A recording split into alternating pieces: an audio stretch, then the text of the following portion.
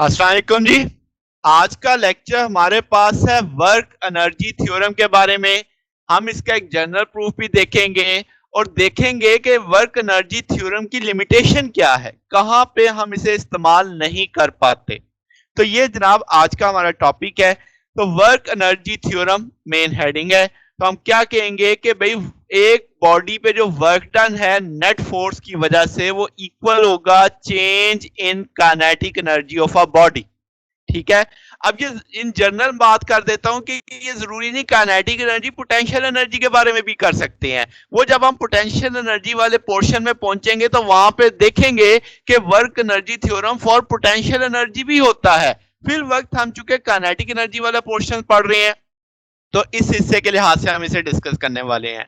तो क्या है जनाब कि जो वर्क डन होता है, सादा सादा बात करें, उससे बॉडी की काइनेटिक एनर्जी चेंज होती है।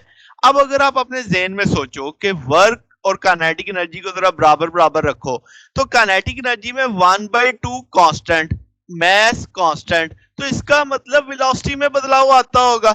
वेलोसिटी बदलेगी तो इसका काइनेटिक एनर्जी बदलेगी। तो आपके पास काइनेटिक एनर्जी में जब बदलाव आए तो समझो बॉडी पे क्या हुआ है, वर्क हुआ है।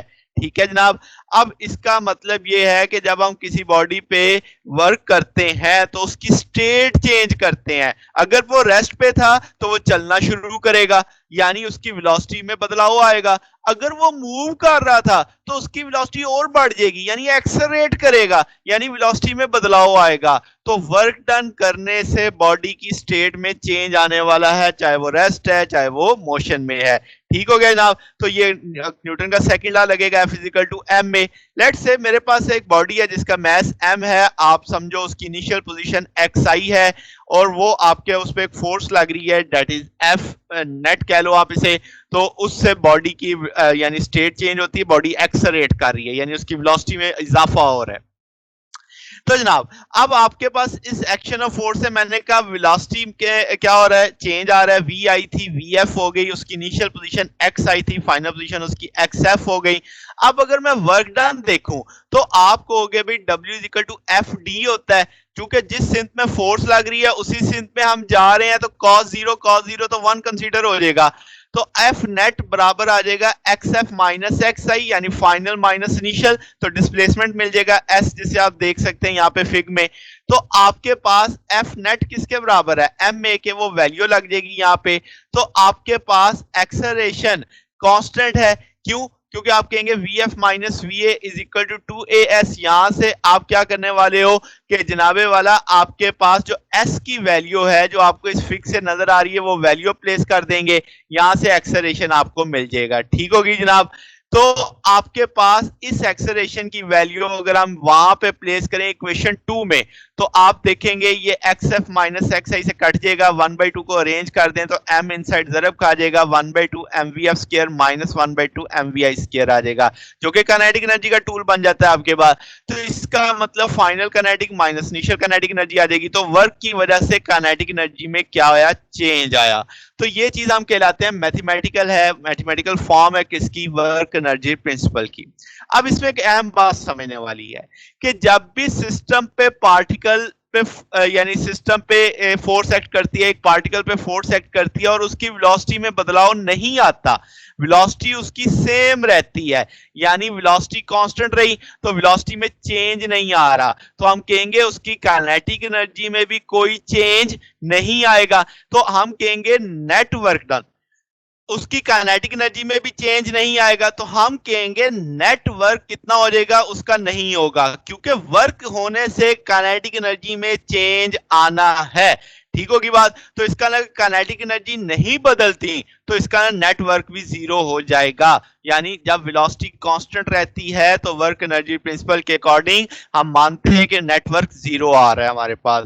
जैसे आप सर्कुलर मोशन की एग्जांपल देखो कि आपके पास सेंट्रल पाथ पे आप यानी आपके पास जो फोर्स है वो राइट एंगल होती है किसके, डिस्प्लेसमेंट के। अब आपके पास वर्क डन तो जीरो हो गया, अब उसकी डायरेक्शन चेंज हो रही है, उसका मैग्नीट्यूड नहीं चेंज हो रहा वेलोसिटी का। और काइनेटिक एनर्जी चूंकि स्केलर है, अब स्केलर में तो मुझे सिर्फ मैग्नीट्यूड देखना है ना, तो क्या मैग्नीट्यूड के चेंज का यहाँ पे कोई जिक्र है? हमने कहा कि नहीं, मैग्नीट्यूड तो चेंज ही नहीं होगा उसका। जब मैग्नीट्यूड चेंज नहीं होगा तो वर्क डन भी फिर कितना मानना पड़ेगा, 0 मानना पड़ेगा। समझ आ गई ना बात, क्योंकि kinetic energy is a scalar, तो स्केलर में मुझे सिर्फ मैग्नीट्यूड की चेंज को चाहिए। तो आपके पास ये एक इंपॉर्टेंट पॉइंट था समझने वाला कि आप काइनेटिक एनर्जी में अगर चेंज नहीं देख रहे फोर्स लगने से, यानी वर्क डन आप क्या मानोगे, 0 मानोगे। ठीक हो गया। अब अगर हम इसको एक जनरलाइज प्रूफ मैनर में देखना चाहें तो हम कह सकते हैं कि भाई वर्क बराबर होता है integral of F dot D x. F आपने पढ़ा हुआ है एम ए, क्या हम ए को DV rate of change of velocity लिख सकते हैं। अब यहां से अगर मैं डी एक्स से मल्टीप्लाई भी कर दूं और डिवाइड भी कर दूं, थोड़ा सा अरेंज कर दिया है, तो D X over D T क्या वेलोसिटी बन जाएगी। क्या आप इसे M D V over D X into V लिख सकते हो, तो M V DV over D X आ जाएगा आपके पास। इसका मतलब फोर्स की जगह मैं क्या लिखूंगा, M V DV over D X. तो ये वैल्यू अगर मैं इस इंटीग्रल में प्लेस कर दूं तो आप देख सकते हैं ऐसे आ जाएगा। अब आप क्या करने वाले हो, dx dx से कैंसिल हो जाएगा, M V D V, M चूंकि कांस्टेंट है बाहर आ जाएगा, वी डी वी आगे यानी वेलोसिटी और आगे उसका डिफरेंशियल मौजूद है। आप इसके इनिशियल वेलोसिटी से फाइनल वेलोसिटी की लिमिट्स दे दो, तो आप लिखने वाले हो कि भाई ये बराबर आ जाएगा, चूंकि इंटीग्रल है स्केल एक वैल्यू पावर बढ़ेगी उसी पावर से डिवाइड करेंगे तो वी स्केयर बाई 2। जब आप इसमें वैल्यू लगाओगे इस बाउंड्री कंडीशंस की तो ये बन जाएगा एफ नेट बराबर आ जाएगा 1/2 M V F square minus 1/2 M V I square. तो ये भी आपका वर्क एनर्जी थ्योरम का जनरलाइज प्रूफ है आपके पास। ठीक हो गया। अब जरा लिमिटेशन की बात करते हैं कि कहां पे इसे इस्तेमाल नहीं कर सकते। हम इसे सिर्फ तब इस्तेमाल करते हैं जब आप पार्टिकल के तौर पे सिस्टम को समझो। ठीक है, अगर आप एक मिसाल देखो, जैसे गाड़ी है, गाड़ी की एक टक्कर होती है और किसी ब्लॉक के साथ टकराती है। अब गाड़ी एक ब्लॉक के साथ जब टकराएगी तो वो एक पार्टिकल के तौर पे नहीं टकराएगी। क्यों? क्योंकि उसके अंदर ढेर सारे पार्टिकल है, डेंट किसी एक जगह पे पड़ेगा, कोई जगह तो बिल्कुल सही हालत में रहेगी। ठीक है, तो आपके पास गाड़ी का हर हिस्सा एक जैसा बिहेव नहीं करेगा, जबकि पार्टिकल में जब फोर्स लगती है तो सारा पार्टिकल एक जैसा बिहेव करता है। तो इसका मतलब ये हुआ कि हम आपके पास वर्क एनर्जी थ्योरम वहां पे किधर पार्टिकल पे अप्लाई कर सकते हैं जहां पे आपके पास फ्रिक्शनल फोर्सेस भी इन्वॉल्व हो जाती हैं। यानी आप कह सकते हैं कि आपके पास वर्क एनर्जी थ्योरम है, हम फ्रिक्शनल फोर्सेस वाले ऑब्जेक्ट पे अप्लाई नहीं कर सकते। ठीक होगी बात। तो ये चीज आपके पास है।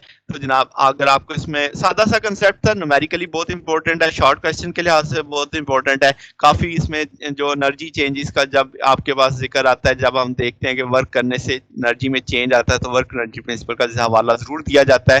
तो आपके पास सादा अगर इसमें आपको कोई बात पूछनी हो, कोई डाउट हो, कोई चीज समझ ना आई हो तो नीचे कमेंट्स में पूछ सकते हैं। वीडियो अच्छी लगी है तो वीडियो को लाइक कीजिएगा, दोस्तों के साथ शेयर कीजिएगा और चैनल को भी सब्सक्राइब कर दीजिएगा। अब तक के लिए इतना ही, बाकी इंशाल्लाह फिर नेक्स्ट देखेंगे। ओके, अल्लाह हाफिज।